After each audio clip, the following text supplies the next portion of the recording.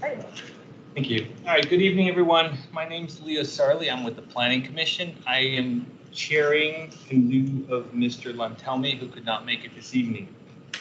With that, I will start with the remarks, and then we will roll into the second LRPC for this project. And the discussion topics today are phasing update, transportation, green ribbon, and community benefits after a couple presentations.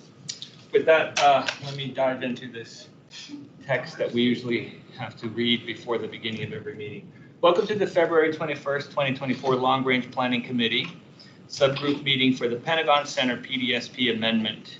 We will be holding a hybrid public meeting which enables remote electronic participation as legally authorized by the Code of Virginia for the Planning Commission's electronic meeting policy adopted on July 7, 2022. Members of the LRPC subgroup for Pentagon Center are participating both here in person and virtually through electronic means. At this time, I'd like to orient everyone to the hybrid environment and cover a few specifics about how tonight's meeting will run. Members of the public may attend the meeting here in person or electronically by using the Microsoft Teams link provided on the LRPC webpage, project page, the county's events calendar, and the email notification sent to LRPC email. Additionally, there is a dial-in phone option for those who wish to use it. For our subgroup members joining virtually, if anyone loses internet connectivity during today's meeting, please reconnect with us by phone. Please keep your phones and devices muted until you are called upon. Turn off sound to any other devices around you to minimize interference. For our virtual attendees using Microsoft Teams, please turn off your video feed. I will address when it's appropriate to turn it on in a moment. The Microsoft Teams meeting chat is active to serve two purposes: for the LRPC subgroup members who need technical assistance and for members of the public to add their names for the list for public comment, which will be taken at the end of the meeting. The Teams chat should not be used for discussion. Those who are planning to provide public comment will still need to do so at the end of the meeting, as the chat will not serve as that opportunity. All public comments must be shared verbally for the record during the assigned public comment period. If the subgroup members participating virtually wish to be recognized to speak on an item during the discussion during the course of the meeting, please turn your video feed and raise the virtual hand in Teams. I will monitor the video feed that are not on as an indicator of who would like to speak. That are on, sorry, I put a not in there, so that didn't make sense. So, just turn it on if you want to speak.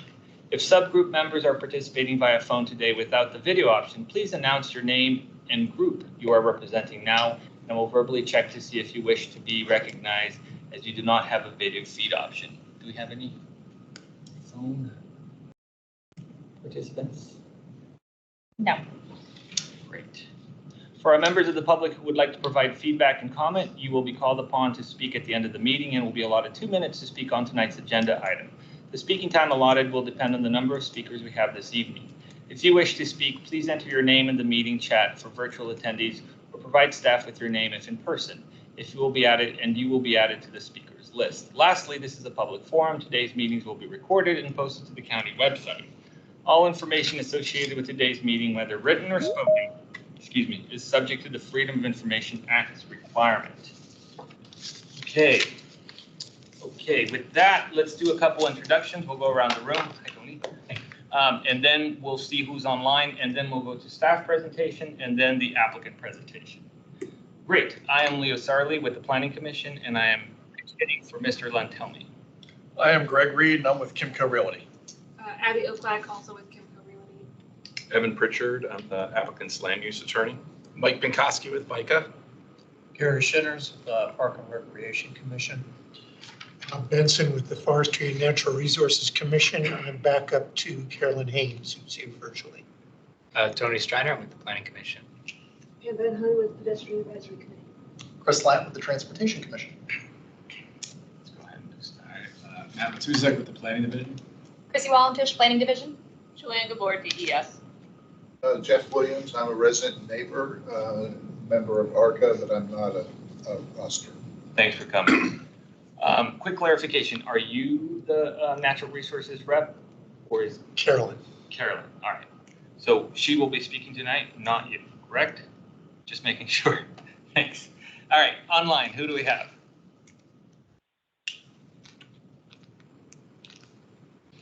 Hi, I'm Alyssa Gardner from Aurora Highlands. Hi, Mike Dow from Crystal and Pentagon Cities Council. I'm Carol Fuller from Crystal City Civic Association. Hi, Ben Devanzo representing Southampton Condominiums. Carolyn Haynes, Forestry and Natural Resource Commission. That it? Karen Guevara, Planning Commission.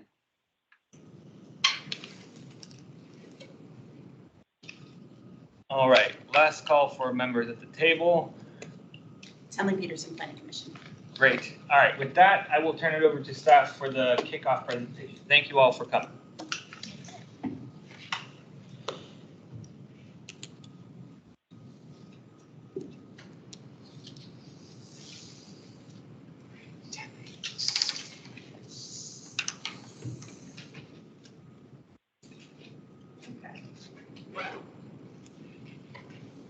Sorry, give me just 1 second.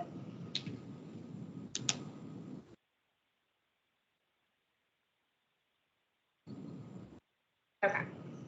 All right, good evening, everyone. Thanks for coming again. I'm Chrissy Wallentish with the Planning Division. So this is the second meeting of the LRPC for Pentagon Center PDSP amendment. I'm just going to provide a couple reintroduction slides since it's been a couple months since we had our first LRPC meeting on this project. So these should look familiar, but just to refresh you what we're here discussing and what we'll be discussing specifically today. So this is the agenda for this meeting. We, of course, will have the staff and applicant presentation. The discussion topics will be an update on the phasing, transportation, including streetscape and bicycle network, and as well as streetscape designs, and then an update on, just some an additional conversation on the green ribbon. If you remember, we did discuss this at the first LRPC, but some details have come up that we just want to kind of reintroduce to the LRPC and elicit some feedback. And then finally, we'll discuss community benefits and then move into the public comment portion of the meeting. Okay, so as a reminder to folks, what we're here to review, the applicant has submitted an application to revise the Pentagon Center PDSP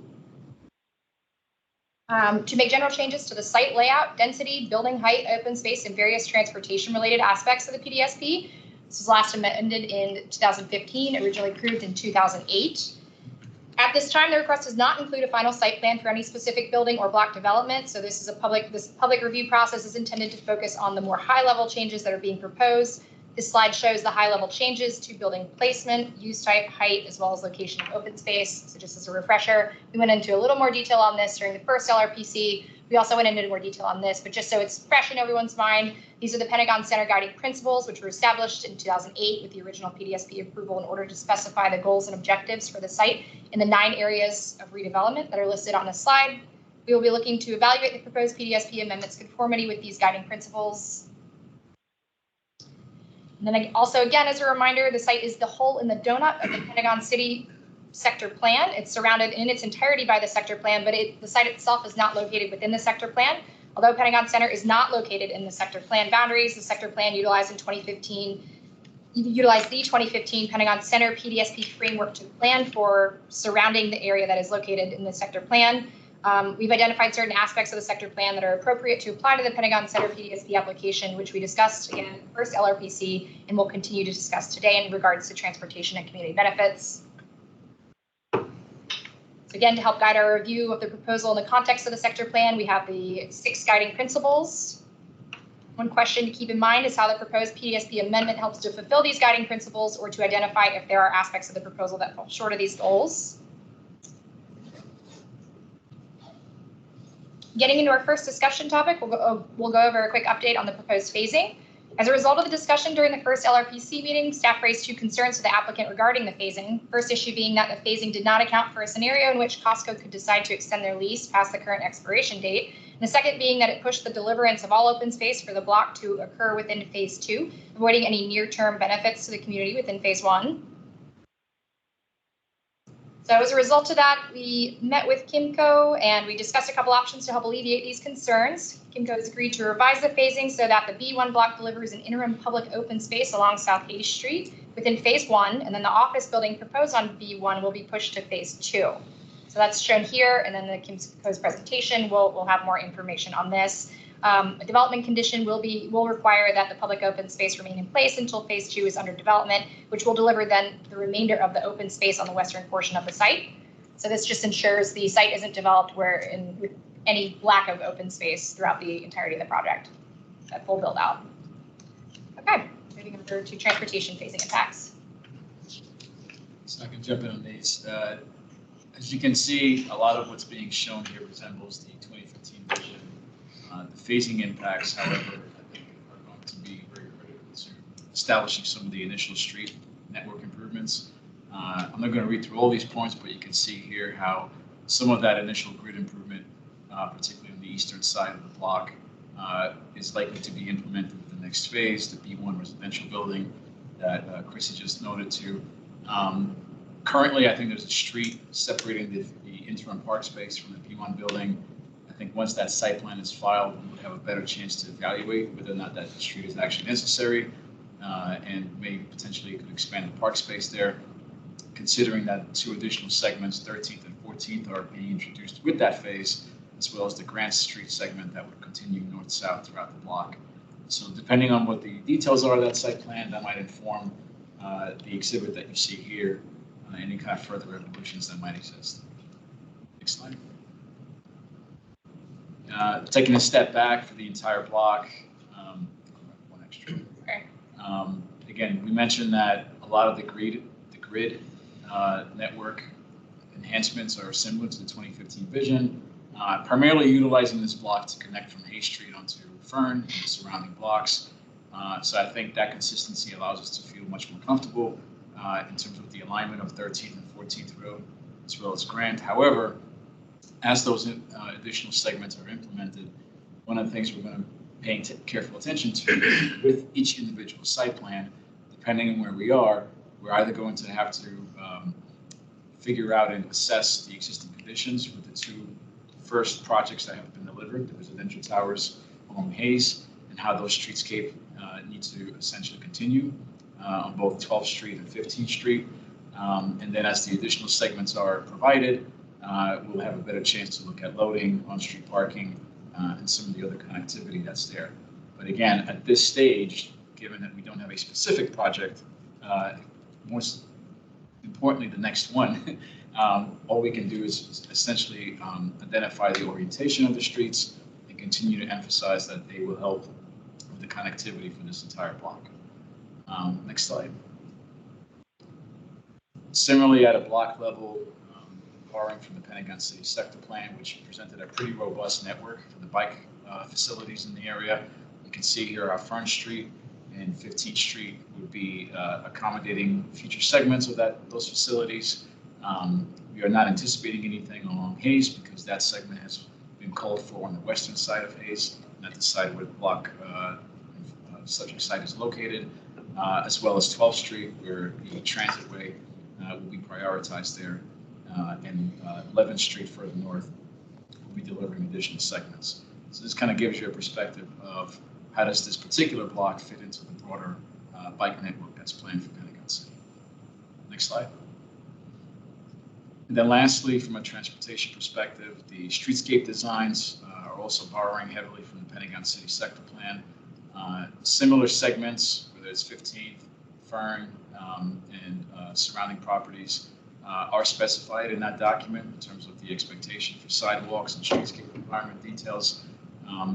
As I mentioned before, depending on where we are and which phase of development we're reviewing, we're going to be looking to amend that guidance as well as consider and align with existing conditions that have already been constructed with the first 2 projects on this block.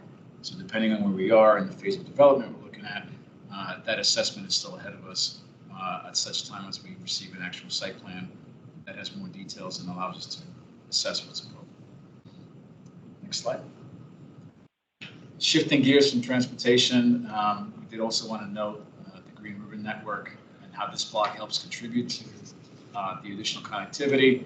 The Pentagon City Sector Plan at the time was utilizing the 2015 vision for this block, which led to and informed the alignment of that green ribbon to continue to follow future segments of 14th Street as it reached the southeast corner of the property where future park space was allocated. Given that the open space is being reoriented and reallocated throughout the block, that really poses an interesting question of whether or not 13th or 14th Street should be more appropriate to deliver that green ribbon connectivity and allow folks to traverse the site from east to west. And so again, I think with this next phase of development, likely looking at the Hay Street B1 property that we saw earlier, as that site plan is filed, we may learn more and be able to identify which of the two streets, 13th or 14th, is more appropriate to not only provide access throughout the site and to the future open spaces, but also allow for a better connection into Met Park, as well as most convenient access across Hay Street, which is pretty challenging, particularly since we're not expecting the west side of Hay Street to develop anytime soon. So those, again, additional variables that would help us identify that route. And then similarly, the relationship that that route may have to on-street parking, the width of the different streets, and how we can achieve that incrementally is going to be the subject of the site plan review process when the 4.1 application is filed. So we just wanted to highlight that and acknowledge that there's only limited guidance we can provide at this stage with PDSP. And we're going to be carrying on the expectation as we look at the next slide that in addition to the public open spaces, the green ribbon segments are expected to be accommodated on this block. Part of the community benefit structure, similar to what we have in Pentagon City, will be not just the design and construction, but also maintenance of those public amenities throughout the entire block. In addition to LEED Gold certification or higher, there is also a pretty explicit expectation for on-site affordability. We felt that this exhibit here in the table, which documents the additional residential density that's called for in the PDSP update, is a good way to highlight the approximation of what the on-site committed affordable units might be when factoring in where we landed in the 2015 discussions and that density level and what's being proposed up above and beyond that. So this gives you a sense of what that commitment could be based on the information that's been submitted. And again, we're going to be continuing to work and make sure that there's an incremental approach to delivery of these various benefits with each phase of development, most notably the open space, which is a critical element for this entire block. And with that, I'm going to hand it over to Chrissy.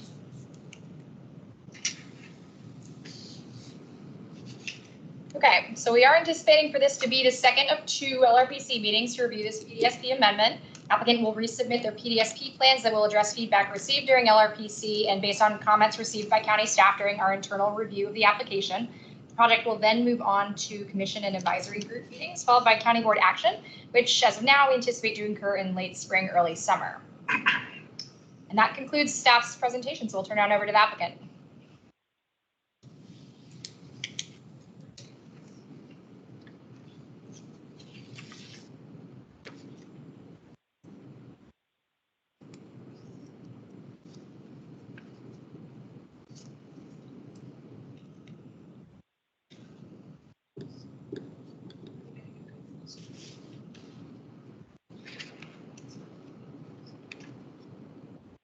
This is big enough.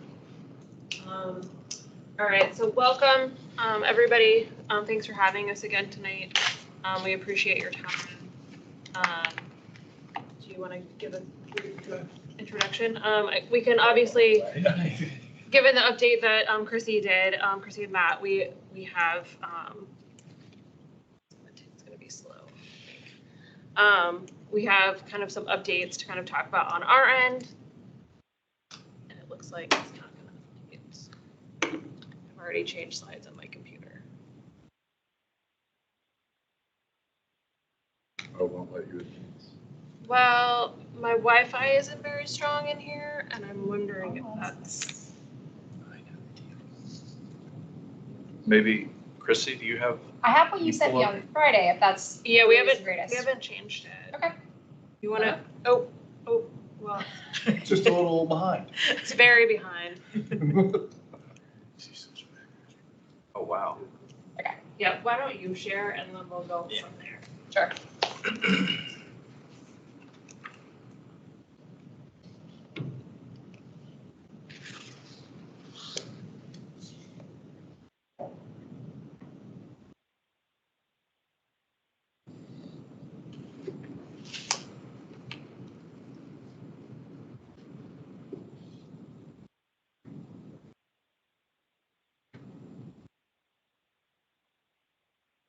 It's worth the wait. Excited. Hang on.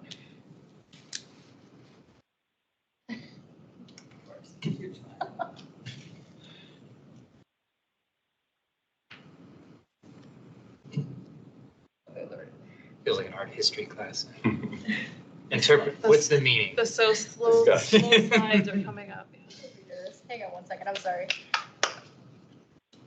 Sketch from memory. Yeah. 2 minutes. All right.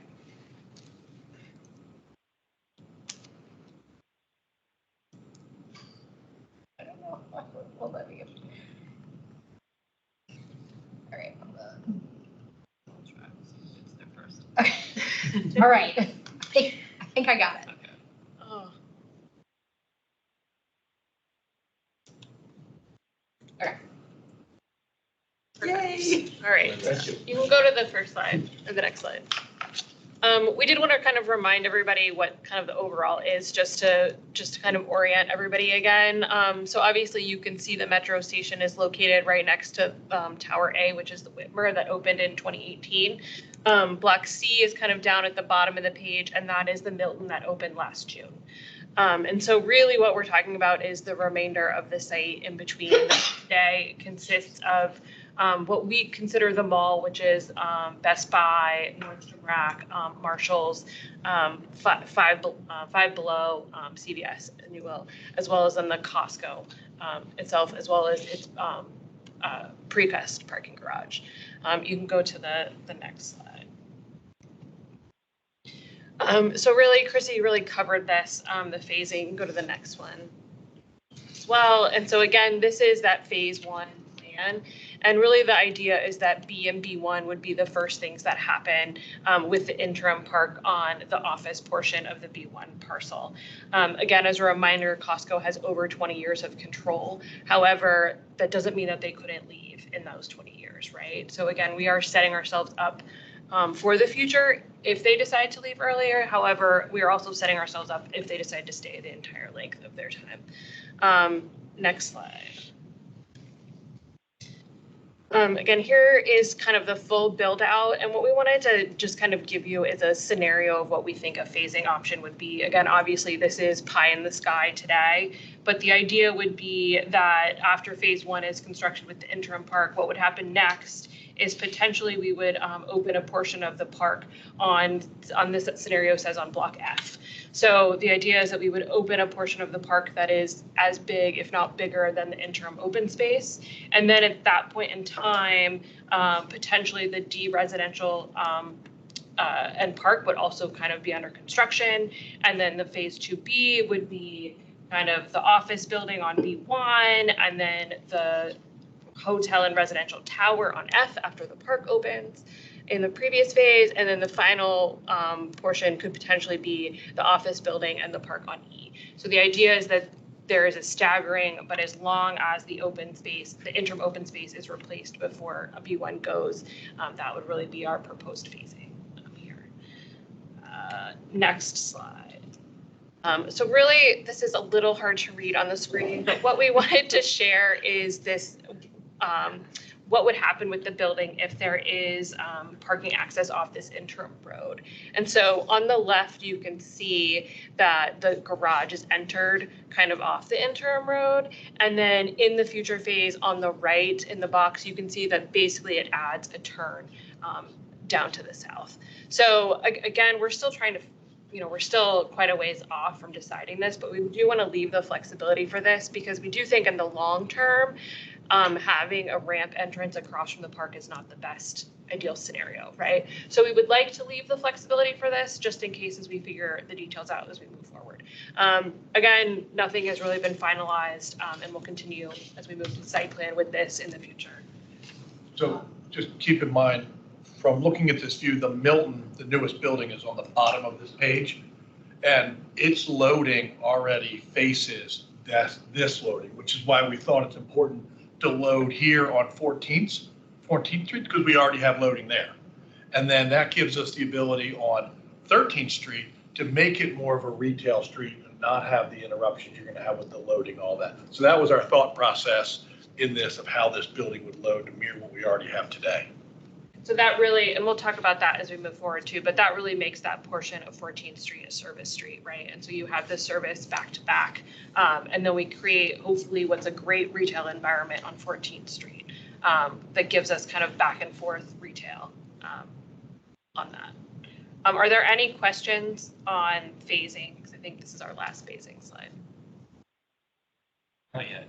Okay, all right. Well, Well, just before you leave that, Abby, is it worth pointing out that interim street we're showing kind of tees up with the existing pathway that connects from the metro to the Milton, right? yes, so the path actually, it's just left, it would just be left to where the muse, what we call the muse is, from the existing Milton. It does kind of go to the right a little bit, and so the end goal would be that basically that connects you to the future residential amenity lobby of the future building. And so that's where the connection will take you after the mall goes away. All right, we can go to the next slide, which is really transportation, and then the next one. So here is kind of the maps, if you will, from our design guidelines. So you can see what we're thinking about both with the streets as well as the bike lanes. So on the left, you can see that we're thinking about Hayes, Fern, 15th and 12th as arterial streets. And then we've got local streets, both Grant Street and 13th Street. And then really we're thinking of 14th as our service street like we just talked about. And as you can see, we're adding the dedicated protected bike lane on Fern Street as well as on 15th, where the new development will happen, where we can pull the building back. There is a bike lane today that was added with the Milton on that portion of 15th Street. We don't have the section at this point in time to be able to add it protected, but the rest of it would be. And then obviously Hayes Street exists today, and then we would be providing kind of hopefully slow streets for Sharrows through the middle of the site. Next slide, please. The goal really is we really just wanted to let you know how much it's, almost over 16,000 linear feet of new protected bike lanes, which is 1/3 of a mile. And really, we do want to make sure that we are coordinating with the 12th Street Transitway. So we are working with staff to make sure 12th Street works as that gets added in the future. So we'll be having some coordination with the staff, but our next application will fully have all of that details because they shared the latest plans with us. So next slide. Really, this is kind of basically what we've already talked about, but the goal is that we're fully creating a porous 6 blocks rather than the super block there is today. And so you can actually skip 2 slides because I think the next one just says grant, which we've already talked about. And so here is the street sections. Again, these are pulled from our design guidelines as well as from the document set. And so the big thing here is what we've really done is we've added increased width for the step off from the parallel parking. So basically, instead of just a 6-inch curb, you now have 14 inches before you start the 6 foot for the tree planting zone. The other big difference is what we're saying is a variation from a building zone of 2 feet to 20 feet. And that allows for the vibrancy to have outdoor dining in specific locations, as well as kind of an undulation of buildings for where entry points are. And so really that's kind of the big point. And so overall the building could be, building face to building face could be somewhere around 100 feet if the full 20 feet is used on both sides. And then we did want to mention that while we are showing parallel parking on both sides, there is an opportunity at the parks and on our retail street to close it for events. So we could have the ability to create kind of celebration streets in those environments. Next slide, please. So this is what would happen at 14th Street, which is where the Milton already is today. And so for those of you who have walked down the street, basically where the trench drain is, from that point would stay kind of south. And then north, we would adjust the lanes and add parallel parking and a new curb and then kind of a new sidewalk on the north side of 14th Street. And so really right now, I'm sure if you have walked down there, you realize there's not really a sidewalk, at least going towards Costco on the north side. This would fully fix that, as well as provide kind of a real street section. And so we did want to show that for everybody here. Next slide.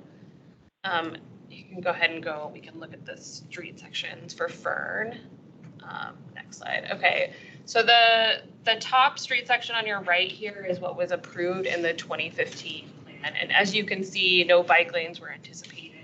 And really it just went to the property line. And so now you can see in the proposed one at the bottom that what we've done is we've increased the dedication in order to add the 6-foot bike lane and the 4-foot buffer. We don't have a dimension on how much this is because it does vary. The property line is not parallel to the roadway, but that is in the document set for where that is.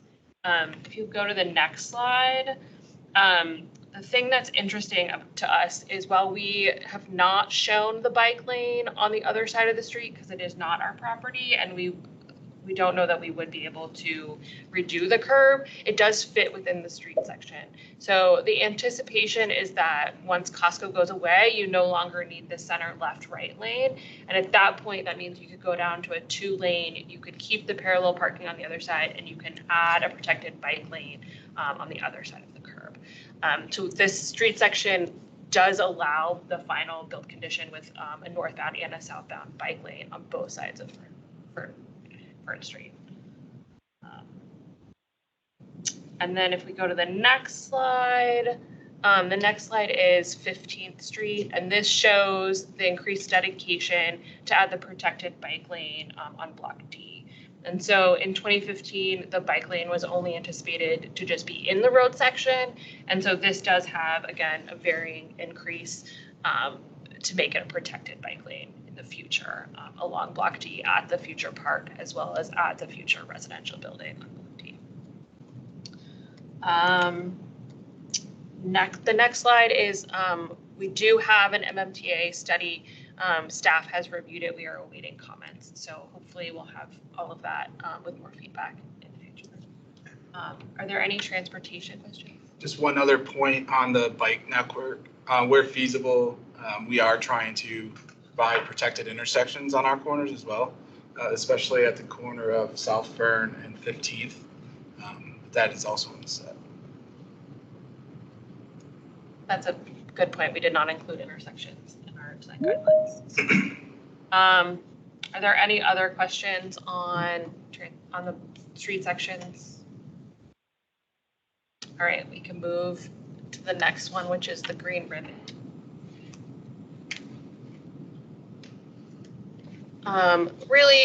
We just kind of wanted to go back and really talk about the connection that we see is this southwest to northeast connection that connects the Virginia Highland Park up to the future Penn Place through the open space. We do believe in and agree with a public process to design all of the open space as a master plan so that all 3 blocks are coordinated, both in designs of the streets as well as designs of the crosswalk locations, as well as with the buildings. Our current proposal is to do that prior to a site plan submission for any one of the future 3 blocks on the Costco side. So that way the first block can come in already with the approval of having that master plan done at that point in time. The next slide really talks about why we're concerned about what an east-west green ribbon pathway would look like. Obviously, we've talked about this a lot. 14th Street is our service connection, and so there will be a lot of conflicts between cars going in parking garages, loading, trucks. There will be a fair number of retail here still, so we'll still have deliveries as well as move-ins and whatnot in these buildings. So we do think 14th Street has a lot of conflicts, and so we want to kind of talk about that. And then next slide is on 13th Street, if we put the green ribbon, a full green ribbon path through here, we do think it would somewhat limit the ability to make this section a celebration street that could close for events, right? Again, don't know that it's the right or wrong answer. However, we do want to talk about the pros and cons. If you go to the next slide, we do think there's an opportunity to do something that's a little bit interesting here that could be different than like the full green ribbon segment, if you will. And so, we want to work with both you and with staff to kind of come up with something that could be creative, because the 3 blocks on the west side of the property are urban condition here, right? And the green ribbon is really seen as a path going through open spaces. And so this is an opportunity to create something that could be interesting through an urban condition. And so what does that look like? Could it be, a double row of trees around the sidewalk? Could I think there are design solutions that we could come up with, but we want to be creative and make sure that we figure out what that is, rather than just saying it needs to be a green ribbon path through there. And so I think really this diagram is to show that we could do it on either of them. We just need to be careful about where we put it. And we're open to suggestions as well as creative solutions. Can I just add, Abby, just, it may be obvious to the group, since the approved plan was approved by the board in 2015. Obviously, the Pentagon sector plan process hadn't started. The word green ribbon and the concept of a green ribbon hadn't been determined at that point. So I just want to point out, and Abby, correct me if I'm wrong, but these are not conditions that are proposed changes. These potential conflicts and issues that Abby just went through aren't being triggered by our proposed changes. They're just things that have come to light in response to the concept of the green ribbon and the Pentagon City Plan. And we're just wanting to, like she said, flag it for the group. As Matt mentioned, some of these are going to be answers that are going to be more readily at hand, probably in the final site plan phases of some of these buildings. But I just don't want anybody to get the impression that we're kind of like bringing this problem to the development versus what's approved now. And on that note, I just want to say, like, the image that was shown earlier of the approved park being at the corner of 15th and Fern as being part of that green ribbon, we're not trying to do damage to that. It was just back in 2015, there was commentary from some groups about how there was a desired thought on Fern to have retail facing retail, having that building corridor. So we were trying to achieve that, and we believe that having the larger park spaces that are shown on blocks D and F, sort of more interior to the site, are going to feel like a more welcoming, usable space. So I just wanted to make those couple of points real quick while we're on this slide. Yeah, and I think that's the key, is we don't have an answer right now. And I think, Matt was very elegant, but like, we're not going to have an answer. We're not at site plan, right? And so the question is, what can we do? What condition can we write that will make that this happens, but that is something that works both functionally as well as for the community. So it's just something that we wanted to make sure we brought to the table to talk about logistically, because there are conflicts, and so there's pros and cons, and we can go either direction. Are there any questions on the green ribbon? All right, next slide is community benefits. And so really, again, I think that we talked about this a lot last time, is there is a 30% increase in open space. We are going to try to hit the 10% affordable housing, and we are going to add the bike lane. Those were kind of the big things that the sector plan asked for the Pentagon Center site. We will try to hit the 40% tree canopy, as well as add a new southeast northwest green ribbon connection. And then the next slide really goes back to the big 6 items from the sector plan. And I think the thing that's on here that wasn't on the previous is we do believe in following LEED Gold for new buildings. Kimco's current ESG standard is LEED Gold for all of our buildings as well. And I'm sure as that evolves through time, as we build the next step, that will change as well. So we'll be following both what the county requirements are as well as our own internal standards. And that is our last. So Can I start off with a softball question? Yeah. Maybe I'm late, but can you explain the logos that show up in some of the slides? Thank I feel you. like a code. I You feel can like I'm ask, the only one who doesn't know the answer. you can ask my marketing people because I actually don't have any idea. I'm just using slide templates. So It kept changing. I'm like, I just need to decodify it. Like, I don't think What there's. about Wi-Fi? You get 12% affordable housing if you can figure it out. Yeah, I don't think there's anything magic to it other than I just used a slide template that had different ones on there. They're pretty though. Right? They are. They I are. think they're pretty. Obviously eye-catching. Very distracting. Some hieroglyphic. Make something up for the next time. Yes, the squares mean parks. I don't have any. This was our submission for the new county logo a couple of years ago, obviously. All right, the two business people, come on. Thank you. Is that it? You're Yes, done with your that's- presentation? Yep, that's everything. All right. Any clarifying questions or any comments besides the graphic design aspect of the presentation? On any particular topics? Well, just from the presentation, if you had anything that needed clarification before we dive into the topics of phasing update. I was wondering on the slide with the new plan supports all 6 major sector plans, slide 30. It says meeting affordable housing 10% goal and meet 40% tree canopy, but when you were talking about it, you said we will try to do those things. So I was wondering, is this like you're going to try but not necessarily guarantee, or you are going to? So the goal is to meet both of them, right? So obviously the 10% housing goal, obviously that's a square footage, that'll be a condition, we'll meet that. I think our only hesitation on the 40% tree canopy depends as when we do the public master plan design of the open space, can we actually hit it, right? And so if through that process we decide we need a big open green to do a movie night, well, then I don't know that we can hit 40%. So what the calculations that we've done so far basically show that like 90% of it need to be treated in order to hit 40%. So I think we just want to leave ourselves some flexibility as we work through the master plan of the open space to make sure that we can do both things, right? If it's what's asked, right? So the goal is to hit it. However, we also want to hit what the master plan asks for. So I think there needs to be some push and pull given those two things. Great. All right.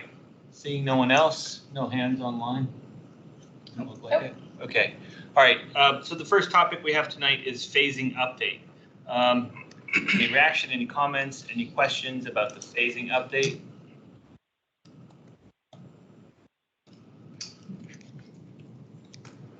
Mr. Slatt. I will just say, I feel like in the same way that the original submission seemed to have all of the open space kind of stacked into phase 2, this still feels like all of any sort of bike infrastructure that is more useful to the greater community and not kind of serving just the site also feels all backloaded into phase 2. All right. I will say that we have reviewed an option to add a bike lane in the existing roadway on Fern. However, with the existing curbs, we cannot make it a protected bike lane. And so there is an option that we could do that. And so I think that's a question of if it's something that is wanted or if everybody just wants to wait until it's the end protected bike lane condition. That is in the design guidelines. We did not show that today. However, we have reviewed it and we have talked about it. So it's something we can kind of decide if that's what we want to do and make that a part of phase 1 as well. But it wouldn't be within our, Costco wouldn't let us move the curbs basically. Right? So we would have to do it in the street rather than protect it. Good? Yep. All right. Anyone else? Mr. Streiner and then Commissioner Peterson. Let's have somebody on too. Yeah, they were up first. And then they'd like. Okay. I don't want to cut it. Let's just do it, and then we'll go to Ben. Okay, so this is back to the Costco scenario. If you all remember, I was very passionate about Costco last time. Is there like a separate? I know with the phasing drawings, you have the sort of the phase 1, the phase 2. Is there an alternate set of drawings if Costco decides to renew the lease? Is there a set of drawings, a plan, a schematic that you can show us if Costco stays versus if Costco goes? And, this may be for later on in the discussion, but can you meet that green ribbon, the sustainability, the green space goals if Costco were to stay? If Costco were to stay, they would, what we know right now, they would stay the way they are. Yeah. They would not, have not told us they have a city design. I know they have a couple, they're trying in LA and some other places, but they've told us no. So if they were to stay, they would stay in their current configuration. And so how would that impact the phasing of the eastern portion? Because a lot of the green aspects were over there, a lot of the transportation aspects were over there. How does that change the way that gets phased if Costco were to stay? I mean, you end at phase one, right? Phase two theoretically doesn't happen, right? And obviously that's not what we want to happen, right? So I think there is, you would still have the interim park, and you would still have all of that, and you would still have the north-south Grand Street connection. It would just end at phase one. Stop there, yeah. And I guess the interim would be a permanent park. At that point, yes, basically, yeah. Gotcha. Okay, that's good to know. But just as a reminder for everybody and anybody who wasn't in the first LRPC, there is an end date to the Costco lease at this point. They have extensions. They have extensions for 20 plus years now. It's no longer Costco control, it's Kimco control. Gotcha. Switches. Oh, okay. Yeah. That didn't register with me until right now. It changes the game. The way it works in options, we don't have any say. It's not like it's not like a dual option of we both have to say yes. It is solely a Costco option. Their discretion. When they're out of option, the lease terminates, it becomes Kimco. Right. We control it. In 20 years. 20. I think it's 22. Yeah. I think it's 20. This is a long-term plan, so at all. We're thinking big picture here. Is that it? Yes. All right, Commissioner Peterson. Since this is an interim park, are you all kind of covering the design process and the building and the maintaining of it? Or is the county covering aspects of those? I'm just thinking the county taxpayers would want to put a lot of money into something that's interim. We designed the existing park we have today. That's at we call it Grand Street Park, and we maintain it. So this would be the same configuration. We would build it and maintain it. With the caveat that I'll say, when we come in with the B1 final site plan, I would imagine that staff in the county would revisit that with us, and we would have that conversation we usually have, which is, for a half acre. I don't want to promise anything, Greg, but I have a feeling the county is going to want that to also be a little bit of public. I know Walter is on the phone with parks, but I would imagine that we would likely be asked to go through a public planning process, even for an interim park, given that there's the potential that it could be around for a significant period of time. Right, and so sometimes the applicant pays for that process. I would imagine that well, in my experience, we would, because that would be part of the site plan process. That would be folded into the site plan process, and we would have we'd work with staff to have additional meetings. Walter, I'm talking your territory here. Yeah, no worries, Evan. You're hitting all the points. Yeah, Commissioner Tinley, we definitely work with the applicant, like any other site plan project that we've done that involves a public space. We would try to wrap it in with hopefully the SPRC and do an engagement process with it to get that completed once the projects go into county board. And then we would, to your other question, Commissioner, about whether it be, I think you were asking if it'd be who would maintain it. That's usually a conversation. In this case, I suppose it would be a park easements. It's an interim park, and I would suspect the county would have us, the applicant, maintain it. Great. Done. All right, I will now go to Ben Devanzo. Thanks. I have a couple of questions, or kind of groups of questions that, if the chair is okay, I'll group into kind of one question and then ask another after, because they're kind of about two different geographical areas. For the area that's around B1 and 14th Street, I'm kind of interested as to why there needs to be that interim street that kind of connects 13th and 14th to the west of building B1, why that's necessary, why there couldn't be access to building B1 from 13th and 14th? And then similarly, if I was understanding the presentation correctly, you were saying B1 would initially have parking access from that interim street, but then it would switch to 14th Street, and I kind of didn't understand that.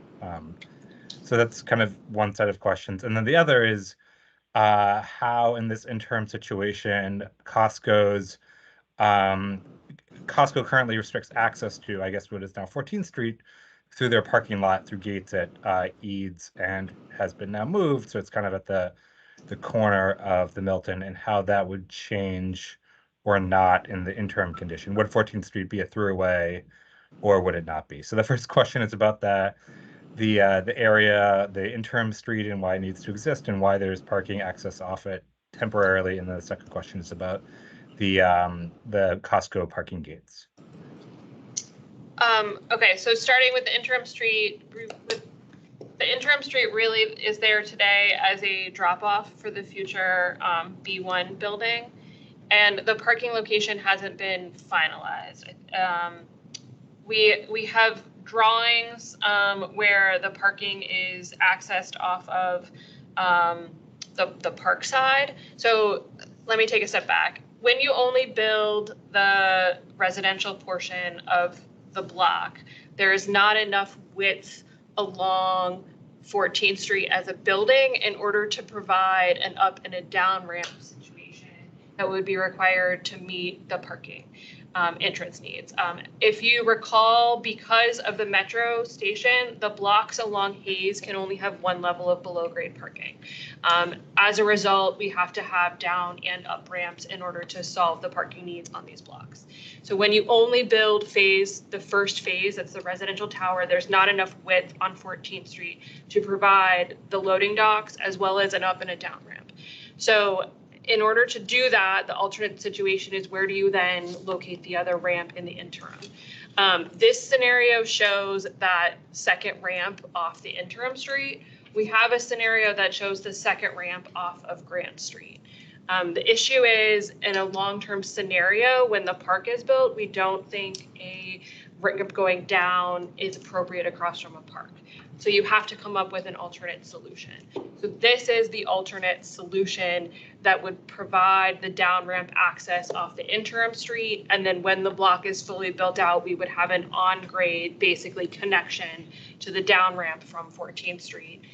So you're just moving where your access point to the garage is. Again, we are not at site plan for this block, so this is kind of scenario planning at this point. And so really that's what this is just showing that we may need a garage access here, depending on what we decide to do in the future. That's really the point of the interim street, is to provide some short-term retail parking as well as access to a ramp if it goes off that side. So hopefully, I think that was the first question. Did I answer sufficiently? Yeah, I think it's unfortunate and encourage kind of conversations about how to, if that street's necessary, and if it is, how to make it maybe more like a Woonurf to kind of connect the interim park with that building in that condition, to make it, a park isolated and surrounded by streets on four sides. It's not going to be particularly pleasant. So I think that deserves more conversation. But yeah, thank you. Agreed. I definitely think a Woonurf would be a thing. And again, the design of that would be finalized with the site plan of the building. And we would have all of those details to hopefully make it feel not like a street, but rather feel like kind of a shared place.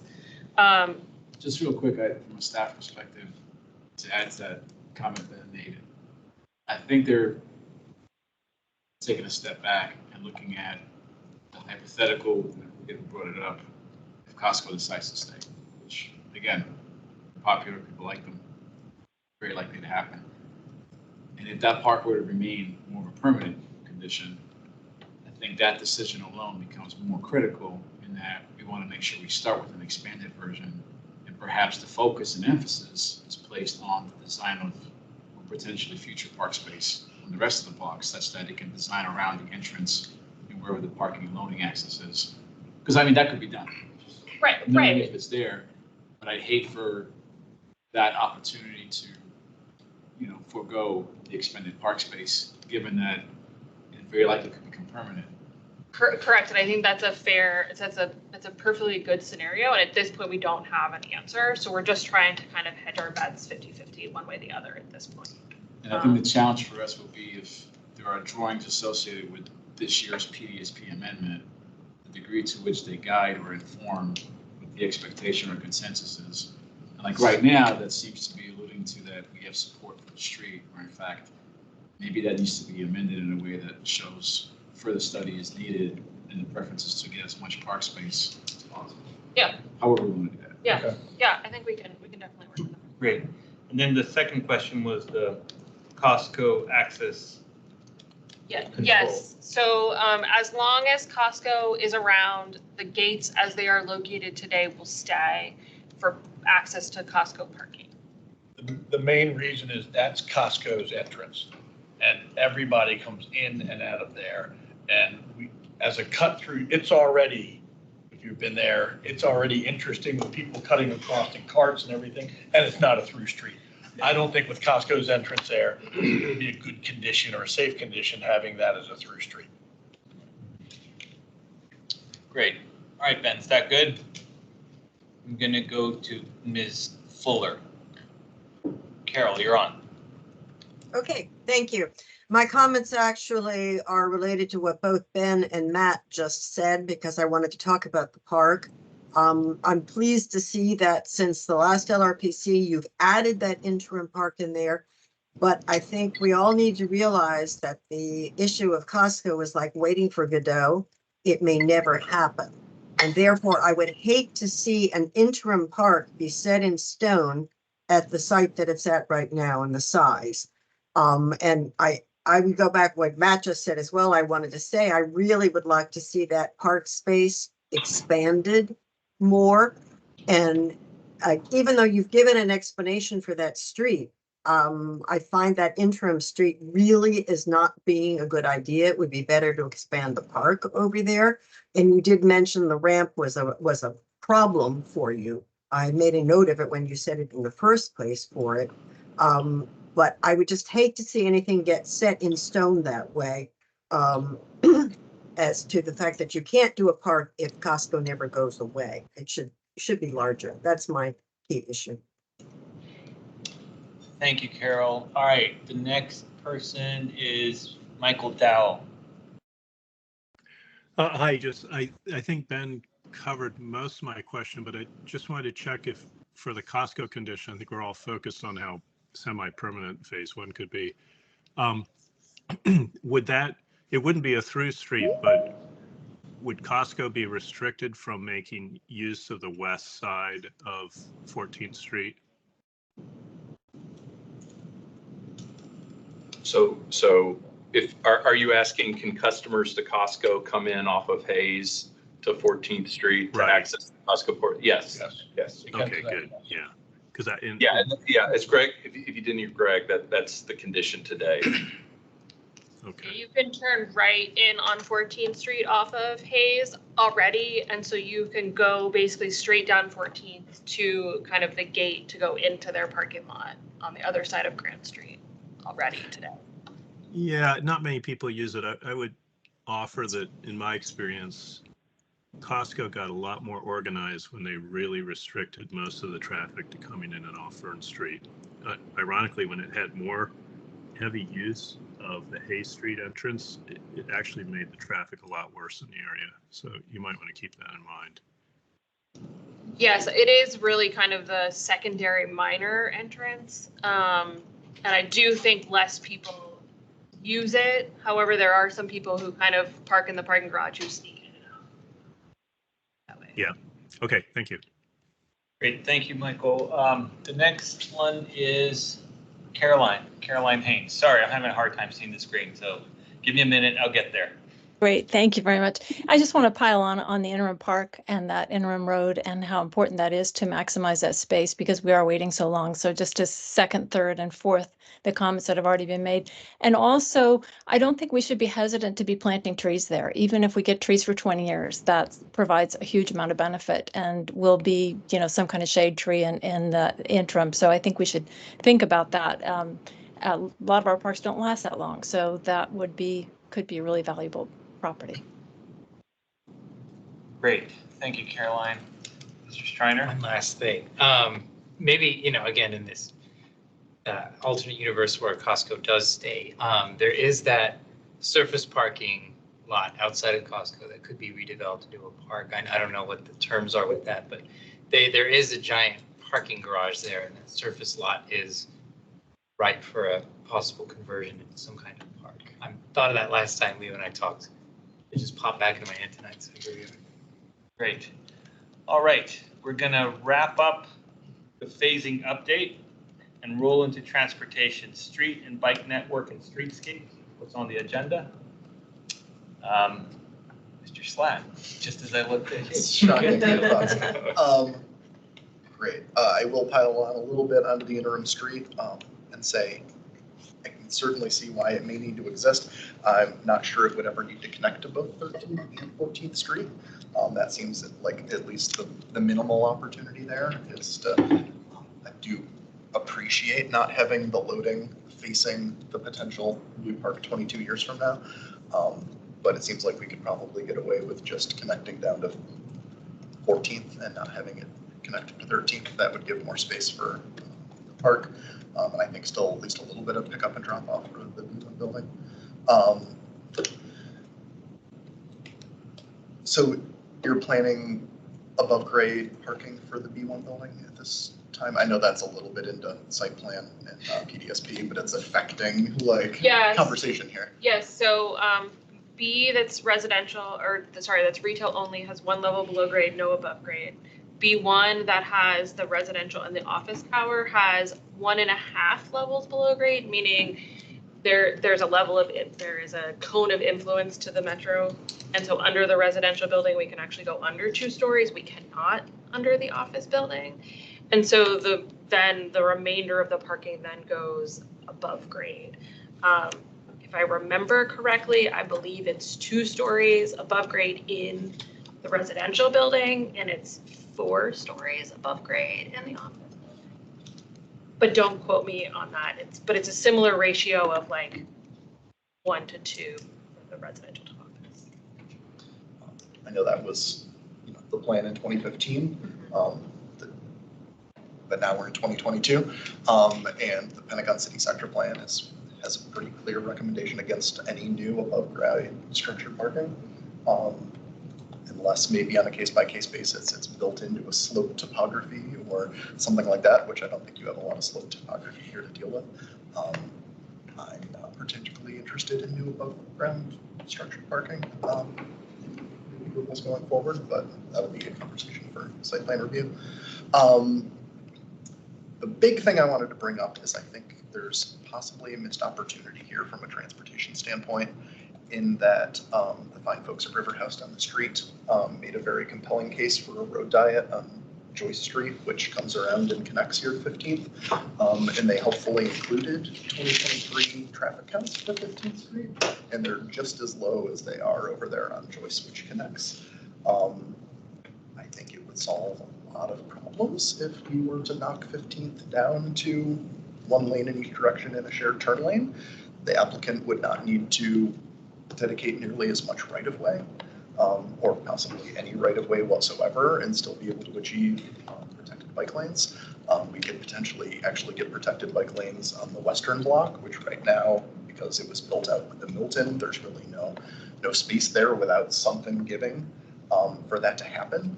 I think it would be a huge win for the neighborhood from how are we going to fit a green ribbon onto 15th Street? How are we going to fit better bike facilities on 15th Street? How can we get possibly better transportation as part of phase 1 instead of phase 2, right? You could make improvements to 15th Street at that point without eating into Costco's space, right? You could actually do it within the existing right-of-way as just a transportation benefit that is just money rather than a transportation benefit that requires space. The 2023 number for 15th Street is 8,000 cars. The Federal Highway Administration says anything under 10,000 cars a day, average daily traffic is almost always a winner from a road diet perspective. You see, backups, you don't see delays. So that's my big thing that I want to raise here early at the PDSP level is I think we could get wins for everybody if we look at road dieting this section of 15th Street, and it will then nicely transition into a potentially road dieted Joyce Street around past the park and up past Pentagon Road. Great. Thank you, Mr. Slatt. Pam? Hi.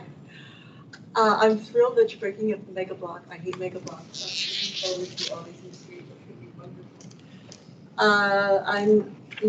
Your goal is to align the 14th and the 13th with the 14th and 13th. That is a great goal. It feels like Met Park is using the streets the opposite way that you're in Met Park. 13th is more of the loading street, and 14th is more of the pedestrian-friendly retail traffic. And I wanted to emphasize how wonderful 14th Street and Met Park is. The way that I think it's a different surface. It's very clear that pedestrians are welcome there, that we can cross anywhere. And I strongly encourage you to look at that design and see how much of that you can put at 13th and maybe 14th. I was surprised how well it's working. I really didn't think it would work, but it's great. My other suggestion for the conflict with green ribbons is to look at what River House did with Kent Street. The original plan for the green ribbon was to go like between houses in the backyard, and people didn't like that. So they basically are hoping to turn part of Kent Street into kind of a combination green ribbon and street. And it's gorgeous. I mean, and they did it to just one side of the street, so that might be an option for you if you don't want to do both sides. But the one side of the street, I think it's the west side, it's like a park almost. But it has, the sidewalk and the path. That's a really nice thing to look at. That's it for now. Thank you, Pam. Anyone else on transportation? Are you putting your hand up? I can start with something because what you just mentioned will lead into the green ribbon discussion. But I think what we'll see is that between the three blocks, really, Hayes, this block, and Met Park, there really isn't a clean path where we would loading all together. And this one makes the difficulty of picking one versus the other as convenient as we wish it would be. So that's where I think the debate is right now. I would just note that 13th is where the pedestrian cross of Hayes is today. And at 14th, if we continue it on 14th, you're kind of just delivering them to a median. So that's just one thing to think about. It's definitely a helpful start.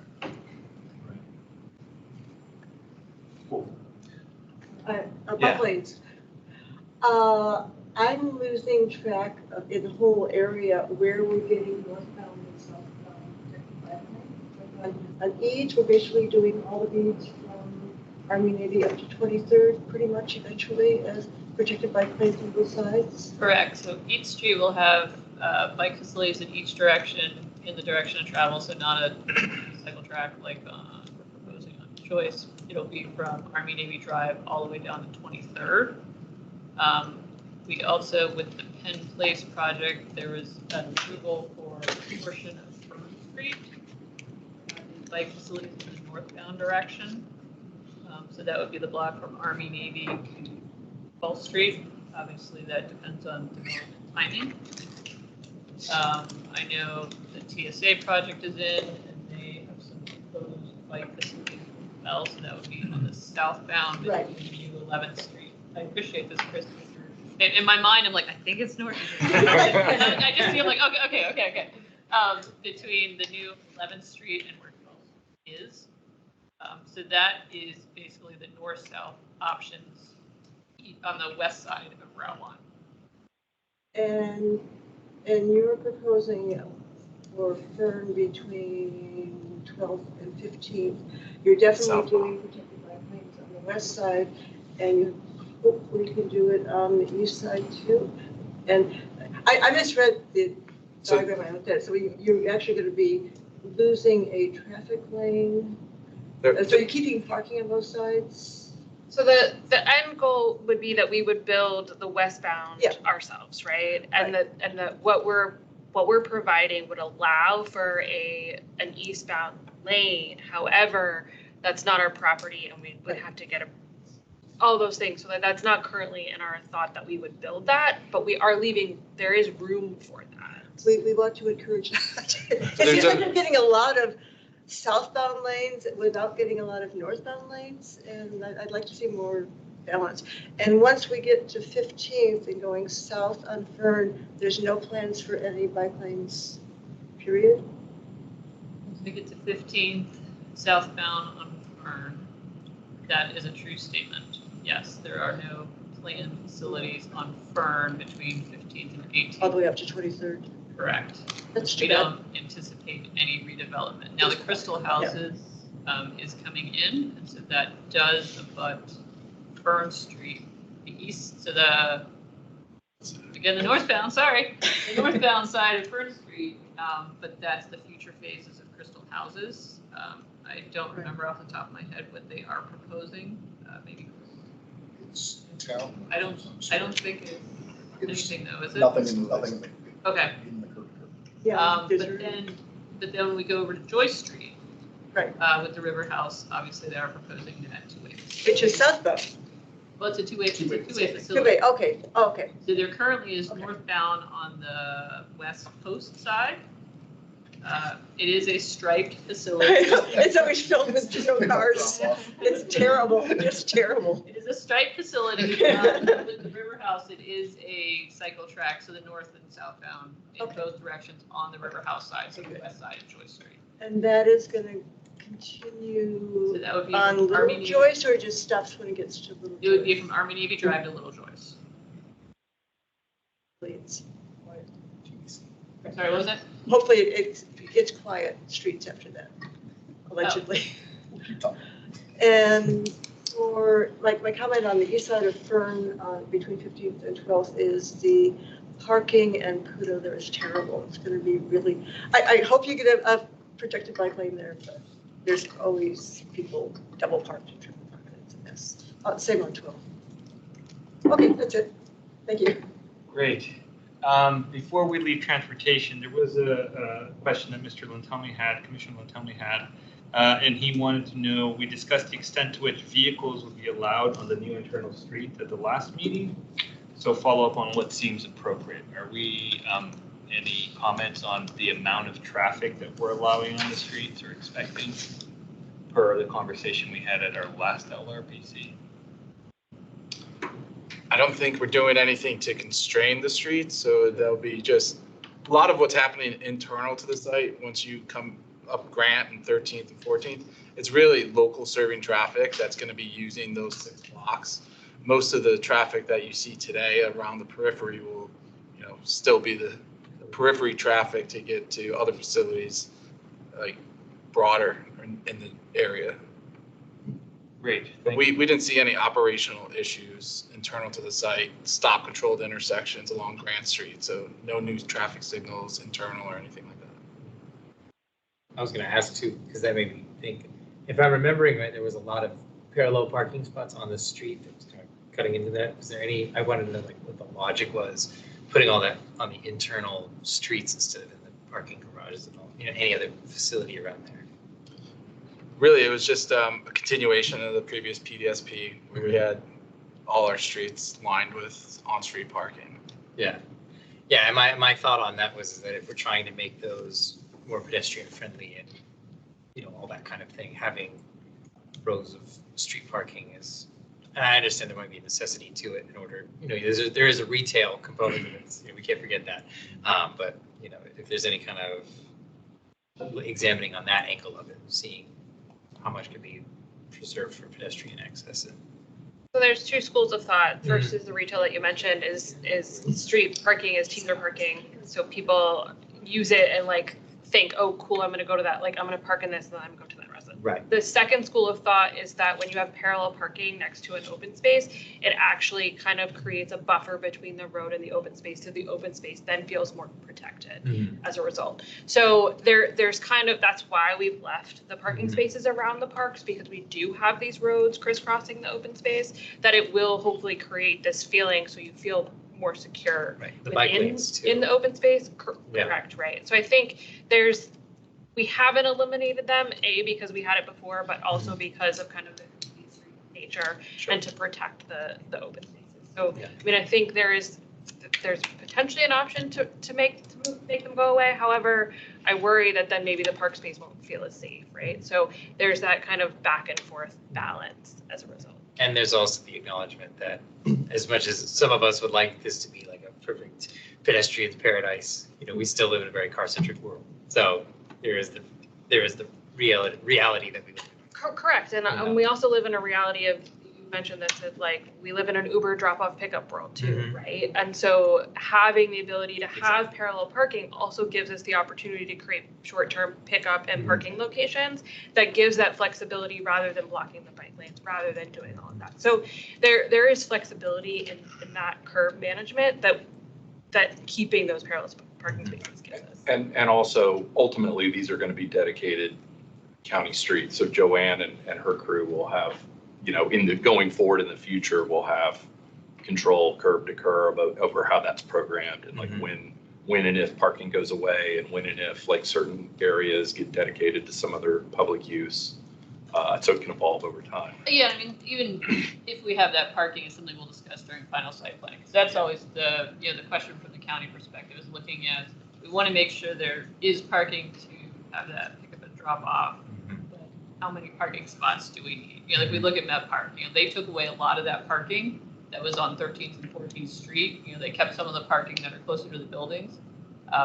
You know, and without getting too far into the weeds on this one, you know, I could see sort of that similar philosophy here. Exactly. You know, let's keep some spaces near those retail entries, residential entries, but where there's a lot of parking near the park, you know, maybe we get rid of those so then we can have bigger park spaces.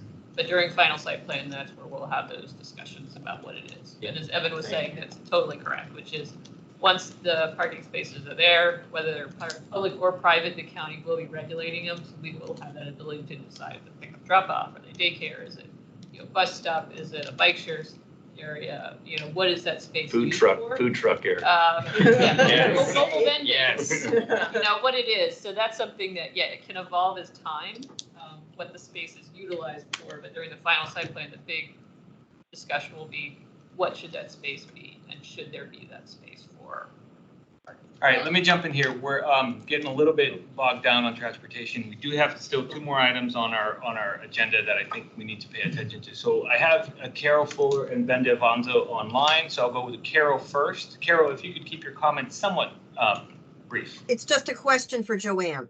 Okay. Is there any reason that 14th Street cannot be stopped at Grant and turned into just a loading area and a pedestrian way? So they don't go into Costco and out? In this phase one where Costco still remains? The 14th Street going up to Grant, can it not be stopped at Grant? Why do you have to allow the people from Costco to enter and exit on 14th Street? I'm gonna pass that question to the Kimco folks who are operating the Costco. So that means today. Costco would operate basically with one entrance, which would be a nightmare with the number of customers they have coming in and out of there. So it'd be very difficult. Well, they exit onto 15th. Well, She's just referring to the one block segment. So Carol, if I can try to answer that. So I think it already is there today. So that's a situation that's already being used. But yeah, you're right. Most people come in from 15th and turn left or vice versa when they're going in and out. There is some straight shot through 14 sometimes. So I'm not sure what the issue would be addressing, I guess. If I The could. question was whether there's anything that legally keeps it from being stopped. That was all. Okay. Stop meaning like physical barrier stopped or stop? Yes, at Grant. So it would be a dead end street? Yes.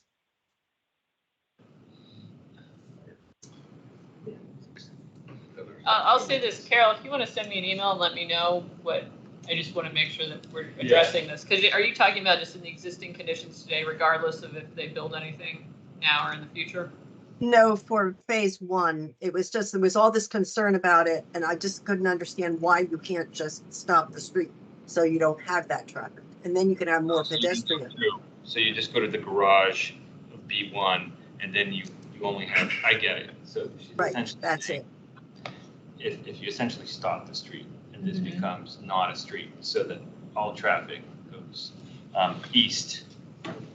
Yeah. Oh. West, sorry. Well, that would west also on affect 14th. That's where the Milton building that. Right, they have their driveway Garage there. is there, and the loading is there, so it would be very difficult. I mean, it's something we could talk with Kimco about today. You know, generally, we like to have more options for folks to be able to leave garages. And so that would effectively mean that Milton and whenever B1's built, most likely they have one entrance and one exit off of Hayes, which is, again, from a general transportation perspective, I like folks to have more options. Okay, just asking the question. All right, thanks. Ben, do you have a question? No, I'll pass. Okay. All For right, the sake thank of time. you. Okay, moving on to green ribbon. I feel like we've talked about that a little bit, but if we have any comments or any questions or any thoughts, remember, LRPC level, SPRC level, we're at the LRPC level. Always a tricky line, I understand. Any hands, anyone in the room? Matt, were you gonna say something? Yeah.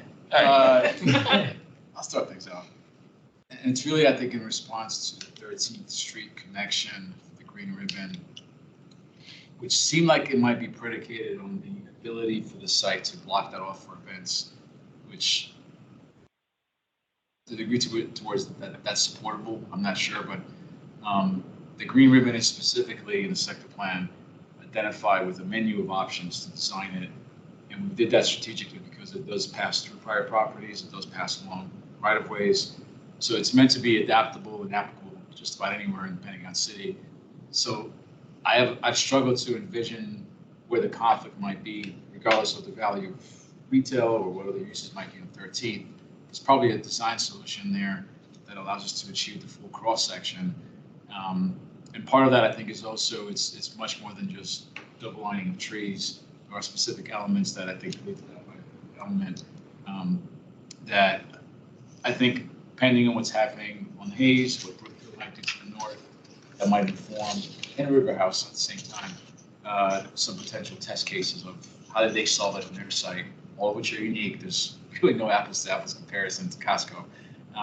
But I think it's something we want to continue to keep open, particularly since the next phase, when the site plan is submitted for B1, might actually solve that for us and set the stage for the west side or east side, sorry.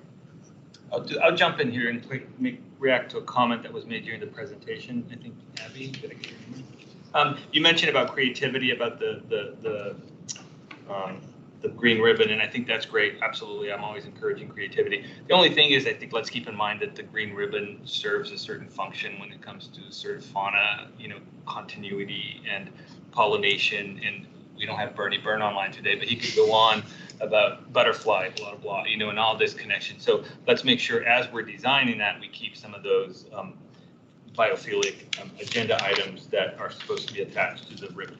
All right, I will go to Caroline Haynes.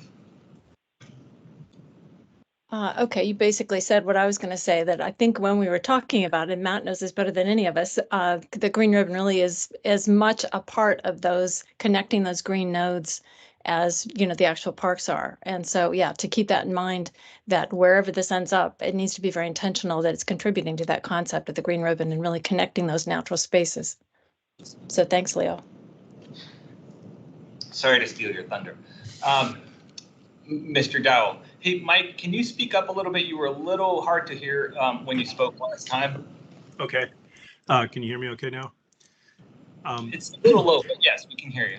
Okay, so a couple comments. The 14th Street, I do agree that if you apply some really good design measures there, we can get some green ribbon fill there. But one of the things I wanted to point out, just observing is, if you look at the east side of the area, those buildings are all kind of have some very cool outlines to them. And I think it really helps with the green ribbon in the invitation to come into that space.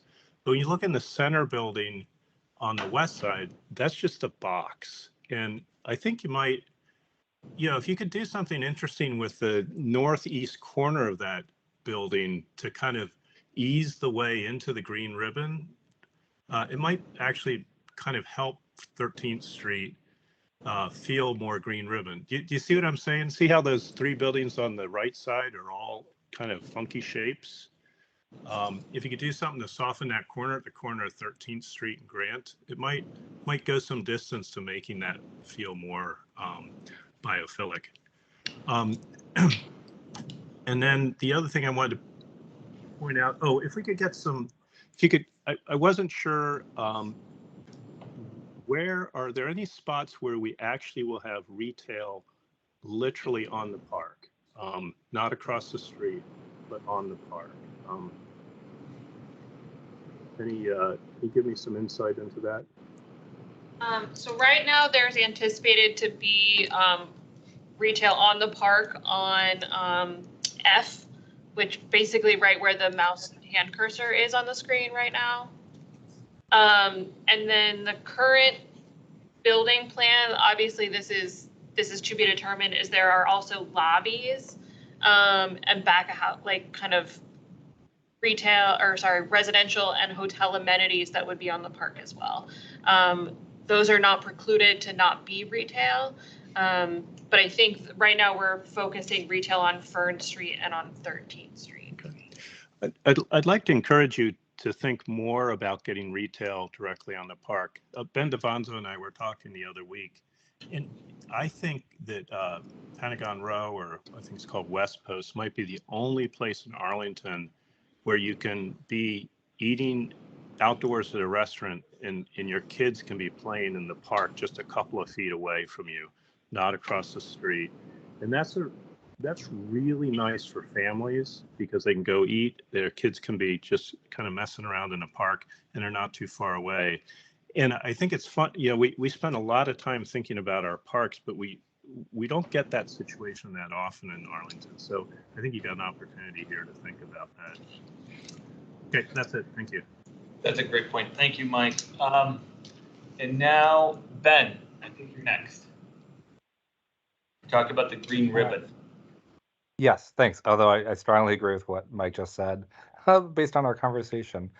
I wanted to just kind of address in the green ribbon a couple of things, both kind of concern that the green ribbon crisscrosses the parks in the way that it does, which really limits the potential uses of the park once there is a master planning process, and does kind of preclude, for one park or the other, a potential open space process, and kind of, makes it, here's where there should be due to the design guidelines of the green ribbon, which are really great, or which are much more about kind of traversing places. So just kind of expressing some, that would be much better if it went along 14th Street, and that is the real entryway into Met Park on both the east and the west, and kind of encouraging that, and also kind of expressing, going back, to some conversations that happened during the Pentagon City sector plan planning process, and coming from really putting on my Southampton representative hat. Right now, the green ribbon is shown here at the southern end, ends up south, and kind of, well, it's unclear what sort of happens, but it seems like it sort of encourages people to maybe cross the street there, even though there's no crosswalk, and then potentially walking through Southampton's property, which, we are private property. I don't think there's an easement in the pathway where there is now, and so I think we'd have some kind of feelings about a pathway and the design of the green ribbon that encourages people to cross 15th Street in the middle, both for safety reasons and kind of the way that our development is set up. Great. Thank you, Ben. Commissioner Peterson? I have a question for staff, kind of about thinking the user experience when they're on the green ribbon. So a lot of the projects that we've been talking about so far, it's a path that cuts through a block. It's not necessarily supposed to be like a utilitarian space to get from point A to point B. It can be used for that, but it's also kind of a poetic experience to interact with nature and get away from the urban feel. So what is the feeling when it's along a sidewalk, when it is really kind of for pedestrians getting somewhere? How is the design experience different when it's along a road where people are, trying to get to Metro really fast versus going through River House, kind of in that background where you might sit down and, read a book or something artistic? Well, I'm done speaking. I'll see if I can pull up. We actually have a great PDF that our consultants Goody Clancy prepared during the sector plan process that visually, I think, describe much better than I can verbally. But generally speaking, in areas that you just described, there's a variation in the green ribbon where we emphasize the clear pedestrian zone to be widest. If you look at the menu in the appendix of the sector plan, it speaks to kind of a range in feet that the width is expected to deliver. So in those areas, we want that width to be maximized as opposed to the more private sections of the green ribbon where we want the landscape areas to be maximized. And the pedestrian pathway is not as significant there. So there's some of that, but I think there's also the additional buffering that you have. Not just kind of utilizing curvatures, but also the right plantings, spaces where you can sit down and kind of, have a rest stop. There's also opportunities for public art, lighting. So there are a lot of different techniques to enhance what we typically might see otherwise in the streetscape environment. So let me dig around. I can pull something up. I'm going to add on to what Matt was saying while he digs up for his PDF. I think the other thing, and I know, and some folks have kind of touched on it, is as we're thinking about, the green ribbon, it is to connect those green areas. So we had these discussions with Met Place, we had these discussions with Met Park, we've had them with some of these others. It's almost as if you're going to have this path for folks, I'm running late, I got to get there. I just want to get from point A to point B, so I have that straight shot. But I also want to make sure I do have that path. So I have some time, I want to hang out with my friends, I want to eat lunch. And so making sure we have that, both options, depending on where it is what's going to be important. So like when we look at this, 13th Street, it may not have a lot of curvature, it may not have a lot of, sinuosity, but it may be, maybe the sidewalk is not 8 feet, maybe it's 12 feet wide, maybe it's, not one set of trees, maybe it's 2 sets of trees. So looking at that, but realizing it is going to be probably more of a straight line path A to B. And then when you get to that park area, you have those options. Do I continue on, 14th Street or 13th Street or Grant? But I also have this option potentially, through the park. Again, we look at Met Park, we have a lot of pathways through there, but you also could just go along that street frontage. And so that to me is what we want to make sure we're thinking about when we're designing this area. And as whoever was talking about, we also don't want to limit those options through the park planning process. And so that's going to be that discussion when we do that park planning. Do we want to have a lot of pathways through there, or do we want to have it, make sure that pedestrian route is around the perimeter, and then maybe it's more an open green area that doesn't have a lot of pathways through. But we just want to make sure that both of those options are available to folks and they still have that green experience. We don't want them just walking along concrete for 12 feet wide with buildings. That's the last thing I want. And I think I talked enough that Matt found his picture. Teamwork. Perfect timing. Folks viewing this online probably have a better version, but could you minimize the participants tab? I might blow it up. Again, we can post this online, but there's just a series of photos, a lot of precedent images from other cities and jurisdictions where just creative solutions. I'm going to start to scroll down so we can see visuals. But paving patterns, the type of seating, introducing various elements to the width and the overall experience. So you can see here, I think this is another good one that continues to show up. And the PDF just has tons and tons of examples of what that could look like. Really kind of exaggerating what we typically see on a streetscape environment.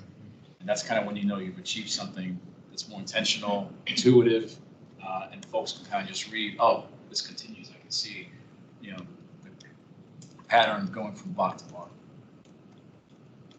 Great. Anything else? All right. No hands up online, no hands up in the room. We will transition to community benefits. Anybody want to start that conversation off?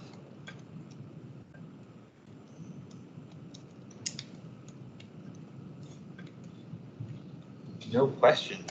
All right. Well, I mean, it is a little tricky to talk about community benefits at LRPC level, right? Like, everything seems very specific.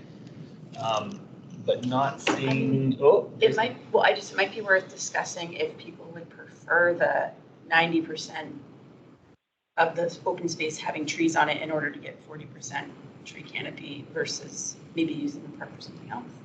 Or is that too early to discuss now?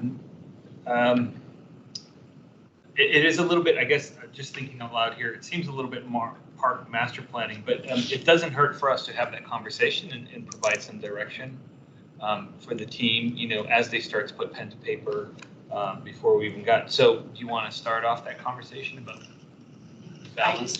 I think it's like an important question that might already be decided by the time, like some of the, I guess it's phase 2, so.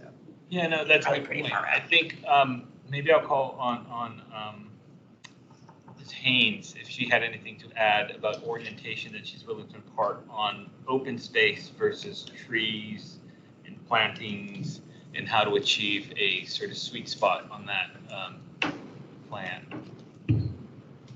Yeah, I could opine on this for a long time, a lot longer than we have for this meeting. But I would just note that we do have Virginia Highlands just, down the street. And so a lot of those recreational opportunities are there. And so, this could be a really cool opportunity for some significant tree canopy. And, I think the fact that we have Met Park is such an awesome example of what can be done in a park. We can certainly key off of that and make sure we're building on this success. And, after 20 years, no telling what that's going to look like. Great. Thank you, Caroline.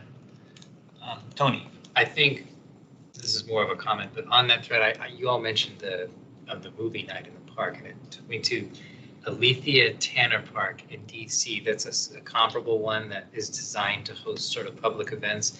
And I think the comment that Virginia Highlands Park is right there is a good one. There's already this very massive green space with a lot of trees. So I think my personal opinion is that, I think it's fair to keep it open, to leave it open for public events, public programming, that kind of thing, make it that kind of third space that a lot of modern day architecture doesn't really have. So I'm sorry, just to clarify, I may have heard her comment the opposite way. I thought she was saying there were a lot of facilities and structured recreation. That is true. Over. Okay. Yeah, I that was my own take on it. But yeah, there is a lot of green space over there as well already. Not so much tree, but yeah. Sorry, Tenley just asked a question. If trees on the roof of a building count towards, sorry, I'll get to those in a minute, but I think it's a good question. Does trees in the roof count toward tree canopy? We're not sure. Walter, is that something that you can answer for us? Hey, Jen. Yeah, Leo, I have to get back with forestry on that one. I don't believe so, because I want to say it's ground coverage that usually counts, but I'd have to double check with forestry and get back to you. All right, thanks, Walter. Caroline? Yeah, my understanding is that you can get kind of understory trees on roofs, and depending upon how high they are and stuff, but it's very difficult to get any kind of mature tree. And so it's counting for tree canopy is probably not going to work, even though there's tremendous benefits from having rooftop gardens and access and all of that, but not necessarily from a tree canopy perspective. Great, thank you. All right, I will go to Carol. I think you're next. Yeah, I realize this is beating a horse there, but on community benefits, expanding that park across that interim street, taking that interim street away, making it a green ribbon, and following up on Mike Dowell's concept of the retail, with that being a non-recreational, but just a place for people to play. I think that would be a community benefit that we would all like. Thank you, Carol. Ben? I'll make a couple comments and then have a couple questions. On the trees, VHP, Virginia Highlands Park, is going to have a master planning process. So it'd be, I think, very helpful to, and odds are the timing of the big parks, that's going to happen afterwards. So, the future of whether Virginia Highlands is going to be more forested or more recreational is going to be decided in 3 or 4 years in theory. So I'll flag that for consideration. And I think, it's an important conversation. And certainly, right, there's 2 areas of parks, and might be that maybe the northern one is a little more active and the southern one is a little more passive. My questions about the community benefits and especially the interim park are, and certainly agree with what Carol said about expanding the space, is how the kind of county does the kind of calculations with the interim space in terms of community benefits. How much of the value of that is determined, given that it's a temporary space, it's a temporary park. So it's more of a question for staff about kind of how they value that or don't value that. And then also whether the intention here and whether kind of what would go to the county board is, as has kind of been done elsewhere in the area, like a cross-site community benefits package that kind of gets approved now, or if it's going to be kind of site plan by site plan.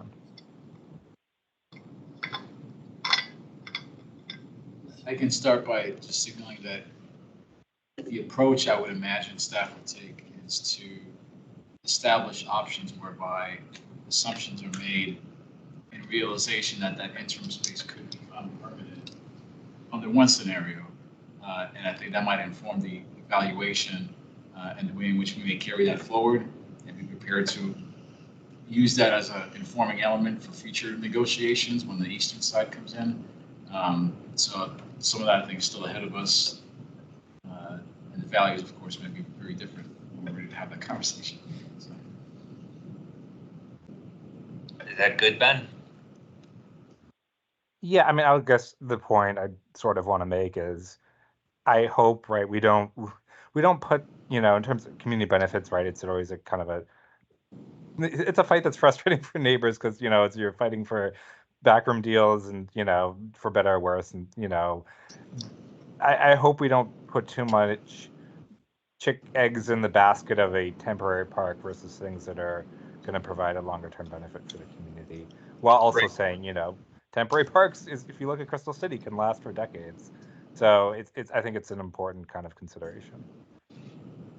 Great. All right. Thanks, Ben. All right. Anyone else on community benefits? Okay. I will open the floor for any comments, thoughts, questions before we wrap up.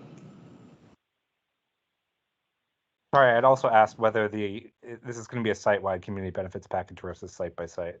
Did you hear the question? I think it's going to be by phase. Thanks. We have to see how much of the B1 is being proposed, make an evaluation at that point. But I think this phasing diagram does inform what will be at play with the new street segments, the park space, and the onset affordability. Great.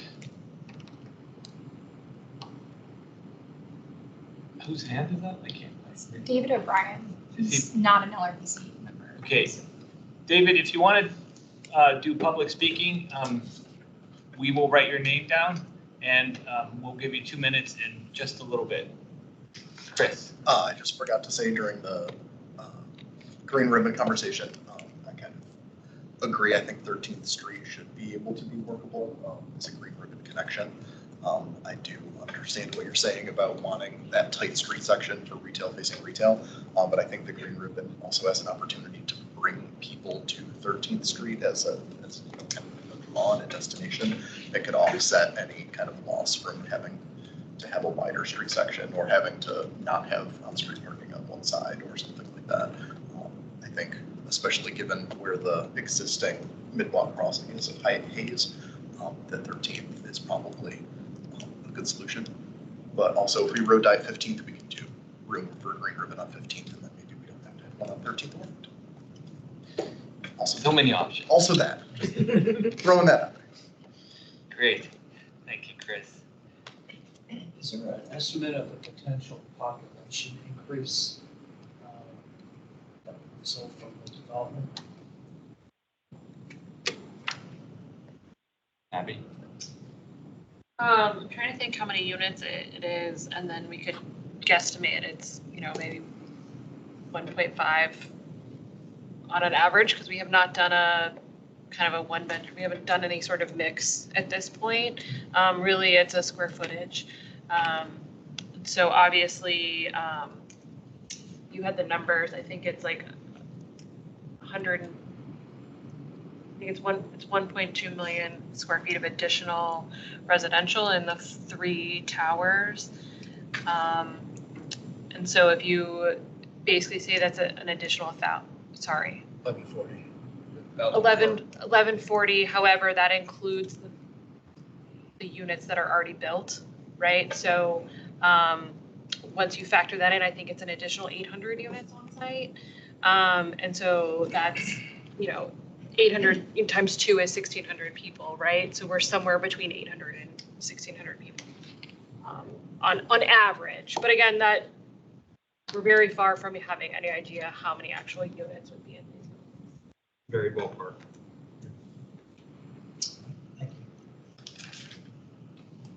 Great. Any other thoughts or comments? Well, with that, thank you so much. Thanks staff for running the meeting for us and prepping all the work. Thank the volunteers for coming on a not too bad of a night, really, weather-wise. And thanks to the applicant for providing all this information. We look forward to seeing this project at the next phase. David And we O'Brien. have public speakers. Sorry. I'm forgetting. I'm wrapping up too early. All right, public speakers. Thank you all. I know people started raising their hands and I'm like, what? No, fair enough. Public speakers. Who do we have on? I think there was Daniel. His hands up. We put his hand down. Sorry about that. My fault. Yes. All right. David, yes. David O'Brien. David O'Brien, you have 2 minutes. Hi, thank you. I enjoyed the presentation. I just wanted to say I agree with some of the transportation folks about like potentially doing a lane diet for 15th Street and trying to reduce the amount of street parking in the area. Like we're within a quarter mile of a metro station that serves 2 lines, and there's a large parking structure over the Pentagon City Mall. So I think that's generally more beneficial, makes it easier to hit the 40% tree coverage target, and would give you a little more park space. One more transportation comment.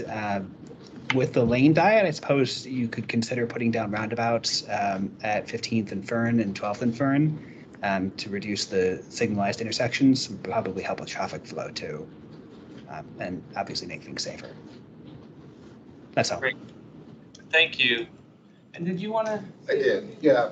Jeff Williams, Arlington Ridge. I walk in the neighborhood a lot. I love Met Park. One of the things I really like about Met Park is the really generous sidewalk there. It is just, it's fabulous. And I would like to see a similar facility on Hayes. I mean, there's seating, there are trees. It's not a green ribbon per se, but it is a really good pedestrian facility. So I encourage you to look at what you can do to improve that pedestrian experience. And then at the ARCA board meeting, one of the members brought up concerns about pickup and drop off along Hayes and cars impeding Metroway buses. And this may be more for the county transportation folks. But 12th Street Landing is coming in as well. And so the concern was, what and how is PUDO going to be accommodated for people who want to drop people off in the metro and are just going to stop and block some of our transportation stuff. So, and then on the open space for movies, I will just say that there's open space in that park, which they had planned on, I think, programming movies in, and Penn Place had talked about programming movies and some of that open space. So there's lots of kinds of parks that are already kind of thinking about that. And therefore, I actually would prefer to see more trees, less open space. And my comment on Met Park is I love Met Park, but there's too much hardscape for me. Thank you for listening. Great, thank you very much. All right, with that, I think now I can actually close the meeting. And thanks everyone for coming, and we'll see you, we won't see you because this is the wrap up for the LRPC, right? So this is it for LRPC. We might see you at an SPRC meeting in the near future. All right, thank you so much. Thank you. Good night, everyone. Thanks for I didn't know that. Oh, they had talked about it. Yeah. They did, but Someday I'll need it. Well, Jim. Yes. So they turned that into, turned into it. Right, yeah. And so they have. Sorry. But